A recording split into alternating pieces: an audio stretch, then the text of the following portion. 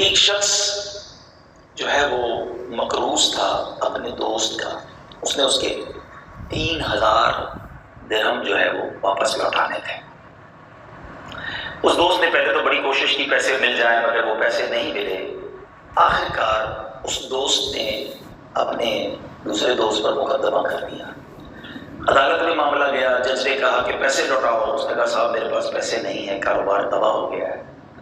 کہا ٹھیک ہے، پھر 1 مہینے کے اندر لوٹا دو ورنہ پھر تمہیں جیل ہو جائے گی۔ وہ سوچنے لگا کہ میرے پاس تو کوئی ذریعہ ہی نہیں ہے، کہاں سے پیسے لوٹاؤں گا؟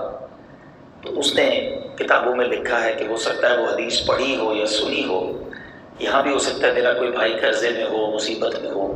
نبی پاک صلی اللہ علیہ وسلم کا فرمان ہے، آقا فرماتے ہیں کہ جو شخص مصیبت یا پریشانی میں ہو، حدیث پاک کا مضمون ہے، جو مصیبت یا پریشانی میں ہو اسے چاہیے کہ مجھ پر کثرت سے درود پڑھے، کہ مجھ پر درود پاک پڑھنا مصیبتوں اور پریشانیوں کو لے جاتا ہے۔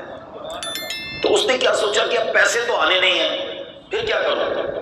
پھر طریقہ یہ ہے کہ میں روز درود پاک پڑھنے لگ جاتا ہوں۔ اب اس نے کیا کیا، روزانہ درود پاک پڑھنا شروع کیا۔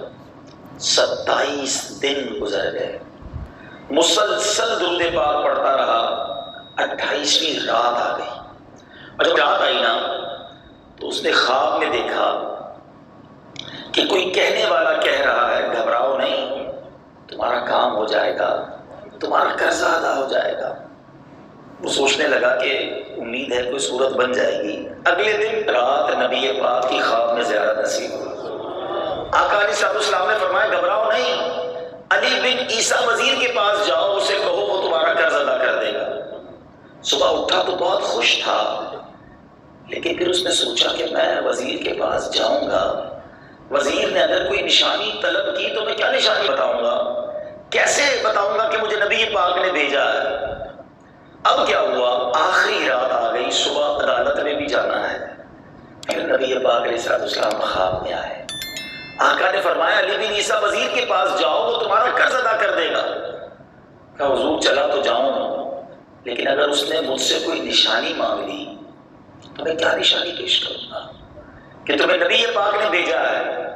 تو نبی پاک نے فرمایا اس وزیر کو یہ کہنا، نشانی یہ ہے کہ تم روزانہ صبح 5000 مرتبہ درود پڑھتے ہو، اور جب تک تمہارے 5000 درود پورے نہیں ہوتے تم کسی سے بات بھی نہیں کرتے ہو۔ یہ نشانی اسے بتا دینا۔ یہ دیوانہ عدالت جانے سے پہلے صبح صبح وزیر صاحب کے دربار میں پہنچ گیا۔ وزیر صاحب کو پیغام بھجوایا کہ مجھے آپ سے کچھ بات کرنی ہے۔ پیغام لایا، اندر سے بندہ آیا، پوچھو کس کا پیغام لائے ہو؟ وہ بندہ کہتا ہے میں نبی پاک علیہ السلام کا پیغام لایا۔ کمرے میں جانے کے بعد وزیر نے کہا بتاؤ کیا پیغام ہے؟ کہا حضور میں غریب ہوں، مقروض ہوں، 3000 درہم مجھے لوٹانے ہیں، نہ لوٹائے تو آج جیل ہو جائے گی، اور مجھے نبی پاک نے خواب میں آ کر فرمایا کہ آپ میرا قرض ادا کر دیں گے۔ وزیر کہتا ہے بالکل کر دوں گا، مگر میں یقین کیسے کر لوں؟ کوئی نشانی ہے کہ تمہیں نبی پاک علیہ السلام نے بھیجا ہے؟ اللہ اکبر۔ وہ کہتا ہے ہاں، خالی نہیں آیا، آقا نے نشانی دے کر بھیجا ہے۔ وہ عاشق رسول وزیر تھا جو روز 5000 درود پڑھتا ہوگا، وہ خود کیسا ہوگا؟ اس نے کہا مرحبا یا رسول اللہ۔ اپنے کمرے میں گیا، فوراً باہر آیا، 3000 نہیں 9000 درہم لے کر آیا۔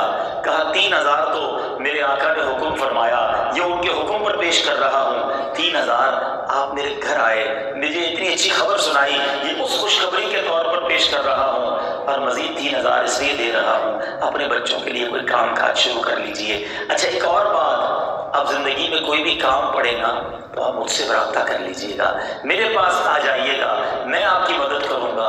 اب یہ دیوانہ خوشی خوشی عدالت میں پہنچ گیا۔ عدالت میں جا کر جج صاحب کے ہاتھ میں 3000 درہم رکھے کہ سر یہ لے لیجئے۔ اب جج بھی کیسا حیران ہو گیا کہ تم تو کہتے تھے کاروبار نہیں ہے، میرے پاس کوئی سسٹم نہیں ہے، پیسے کدھر سے لائے؟ اب اس دیوانے نے بھری عدالت میں اپنا واقعہ سنا دیا۔ گویا اس نے یہ کہا کہ اتنا دیا سرکار نے مجھ کو، اتنی میری اوقات نہیں، یہ تو کرم ہے ان کا، ورنہ مجھ میں تو ایسی بات نہیں۔ اس غلام نے وہ سارا ماجرا بیان کر دیا۔ اب وہ جج بھی اس زمانے میں کیسے عاشق رسول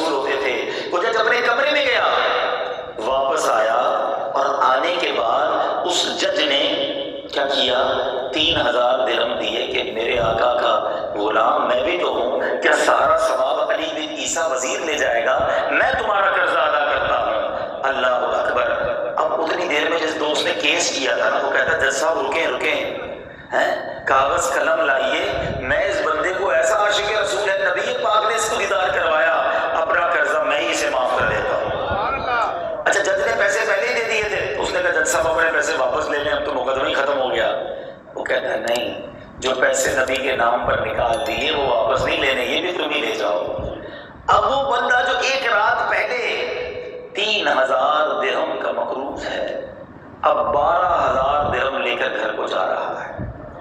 میرے پیارے اسلامی بھائیوں، سیکھنے کو کیا ملا؟ دکھوں نے تم کو جو گھیرا ہو تو درود پڑھو، دکھوں نے تم کو جو گھیرا ہو تو درود پڑھو، جو حاضری کی تمنا ہو تو درود پڑھو۔